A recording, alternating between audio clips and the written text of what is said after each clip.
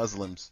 Um, there was some story about the Japanese government sending sex slaves to the army. Okay, maybe it doesn't have anything to do with Muslims, but Wait, I was like, wait a minute. the Oh, when city. Japan occupied China, Korea, when Japan was occupying the other countries, they kidnapped women and just threw them in camps, and they were raping them all day. Wow. They weren't even in Japan. This was in the other countries that they were occupying. And the government has denied this. Yes, and they denied it up until the 90s when they finally found the document that proved it was a part of the plan. Like, it would have been one thing if the soldiers were doing this, like if it was just the soldiers, but it was proven that this was a part of the government. Like, the government said, we're going to do this. Like, go ahead and, take these women and do this, that, and the other. Like, it was a part of the plan. Like they That's had what meetings Japan- on it. They met That's about what it. they They were talked about it. denying, yeah, and they Wow. found the document, and that's the only reason why Japan issued an apology. And that was recently, like in the 90s. That's the only reason why they issued one. And So, that was from the government. Our country was our government. How did they react to that whole thing? The prime minister, it came back in the news because the prime minister said he's not going to apologize again. And women are still fighting now for recognition of what happened, because they try to separate the government from the people, and they're like, well, yeah, the government said we're sorry, but that's it. And the government's not giving any funds to these women because supposedly there was a fund set up. So what was said recently was the prime minister was like, oh, these women weren't forced. There was no proof that they were forced into these sex camps, and that's what blew up in the news, and everybody got upset. And America tried to make Japan apologize, like write them, you should say something. Say you're You should sorry. say something about it. But I was like, America, you need to shut up because you didn't say sorry to me yet. Yeah, so, you're right. I mean, not that I need you to say sorry, but you are the worst. You are the worst of the worst government, and I don't understand The worst who you offender. think you are. Yeah, Do we get the country? Do black people in America? Do we want an apology from the United States government to say that we're sorry we promoted this segregation and prejudice in our practices, in our government practices? We're sorry about that. That's not right. You think we should say that? want. I mean, it's not like it's gonna make me feel any better if you apologize. We want an apology because you're in denial, and like, I need people to stop being in denial about what happens and the result of what happened. That's the only problem that I'm having. Like, the longer people are in denial, the longer there's still white people like, black people are equal now. There's no racism in the world. There's no racism here. So I think if they would just admit to what happened, besides that, you're just trying to sweep everything under the rug. We don't necessarily need your apology. I'll go on about my day without your apology. No money, no reparations, nothing. It's just the fact, my reparations, don't tax me or my people on nothing. People of African descent should not be taxed about anything. If you don't need to send me a check, just make sure no taxes and I get in school for free. That's all I'm asking for. Don't tax me on anything. That's a good one though. And let us get a free education. Free education. That's very good. That was one of my, don't tax me on anything. Then, you're going to get some people saying, wait, who are they? They're not special. Why are they not being taxed and we're not taxed? And then there's going to be another revolution. No, it ain't. You weren't in slavery, were you? All right, then shut up. Like, I can't. All people Okay. African descent, even the Africans who have come after. I call that a straightforward answer. That's pretty all good. Of y'all. I don't care. All No of y'all. tax. Free. Please, Free don't. college. I think that's a great idea, by the way. Free college. right. Japan has changed you, hasn't it? Yeah, it's changed me in little ways. I still haven't noticed, large ones yet. I'm still holding on to different things that I've had. How have you been changed by Japan? Some of your significant changes. Health-wise, I definitely eat healthier. That's a big change. That's a really big change. I am a junk food junkie, and America is just so fat, and we are so spoiled there. And just walking into the grocery store in America, I'm just jealous. Like, there's so much food, and we don't understand. Like, we just don't understand at all what a normal size portion is, what's healthy, what's unhealthy.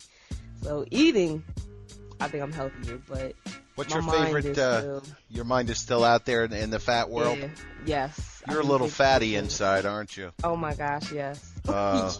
Fatties unite. Do you? What kind of favorite? What's your favorite junk food? The American junk food. Oh my god. gosh, everything.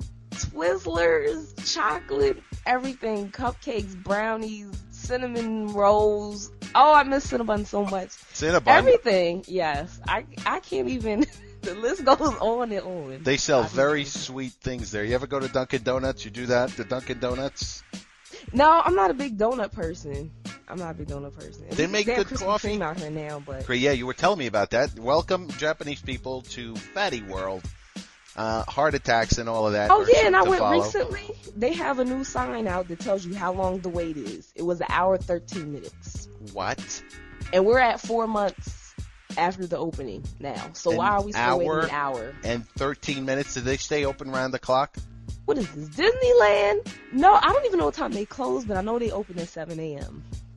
That's all I know. Goodness. Yeah. So when you go home, do you eat differently now? Yes, the last time I was home, I actually didn't have time to eat, which made me really upset because I wanted some Papa John's so bad, and I didn't even have time for that. I went to the grocery store and I bought all of these oven type foods like, what are they called? The mozzarella sticks, cinnamon rolls, cake mix. Like, I was ready to cook everything because I don't have an oven here. I didn't even have time, so I ended up throwing that all in my suitcase and bringing it back here. That's nice. So you got some nice American food. You share with your friends? Oh, yes. You gotta share the fatness. Do they like it? They do like it. They're usually like, oh, it's so sweet, so sweet.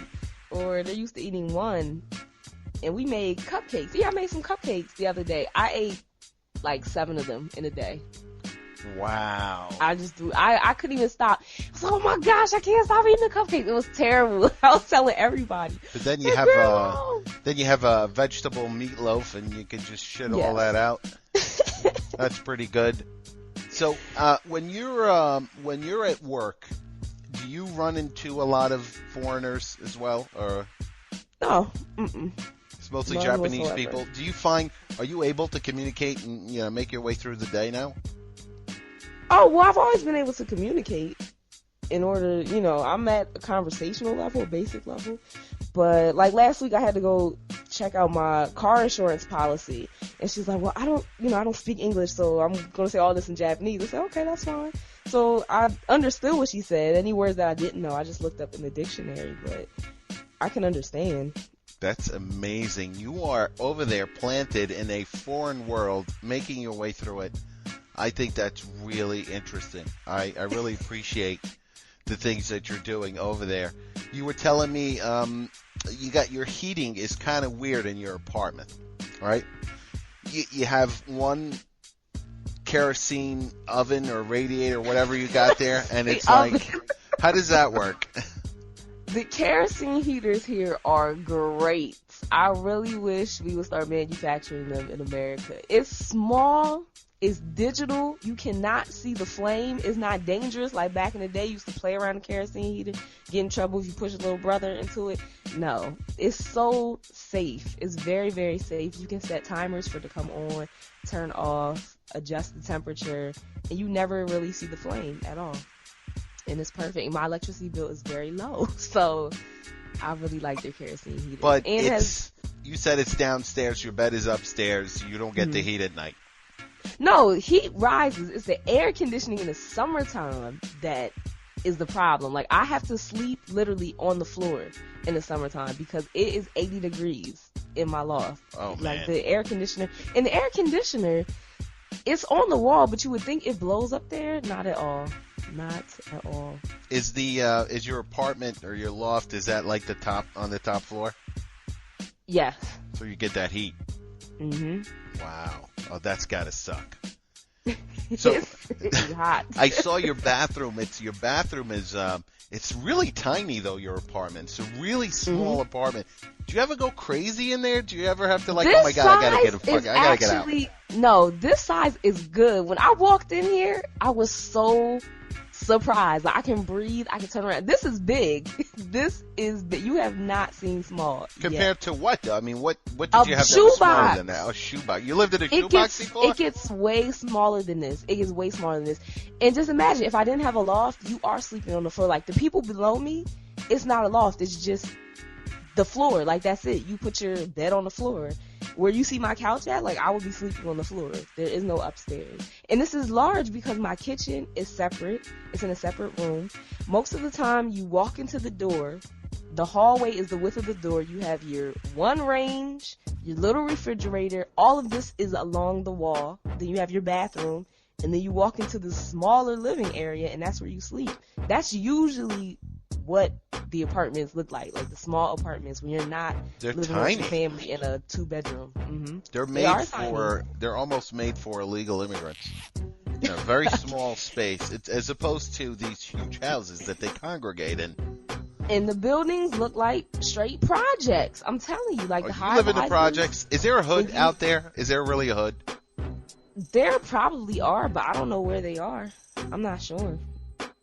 There's no like, hey, this is the hood right here. And even where foreigners are, to the it's left. not even the hood. Like, it's just communities. You know what I mean? People have their communities. The Brazilians have their area. And that's not considered a hood. Like, it's just everybody's where they are. Did you ever hear any of your neighbors, like a guy whooping his wife's ass or something?